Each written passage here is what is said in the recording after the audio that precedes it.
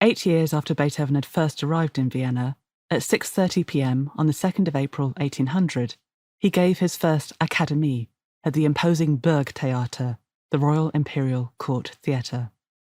An Akademie was a public benefit concert organised by an artist to promote their name and, hopefully, to make some money. The artist bore the cost of the event but took home the receipts.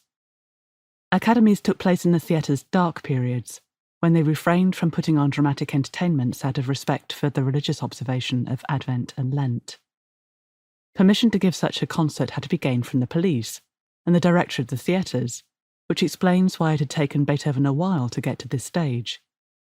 He had needed to ingratiate himself with the right people, and to have proved his musical worth by playing at salons and other concerts. Beethoven's Academy was designed to showcase his abilities as a performer and as a composer in multiple genres.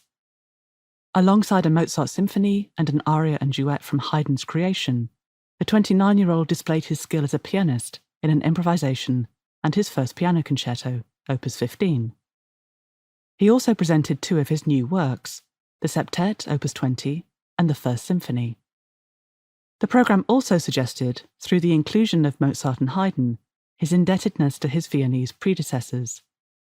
That they were the only other composers included further implied that Beethoven was not content with being compared to lesser contemporaries. He should be considered equal to the best. So great is Beethoven's fame today, it is hard to believe that the premieres of works that are now so venerated could have been criticised, or worse still, ignored. Or that works rarely heard today were celebrated then. It took time, though, for the composer to establish himself. Unlike the poet Byron, who on the publication of Childe Harold's Pilgrimage in 1812 woke up famous, Beethoven's success was less sudden. Of the pieces performed at the Academy, we might assume that it would have been the symphony and concerto that made his name. After all, it is for those genres that he is most celebrated now. But that was not the case.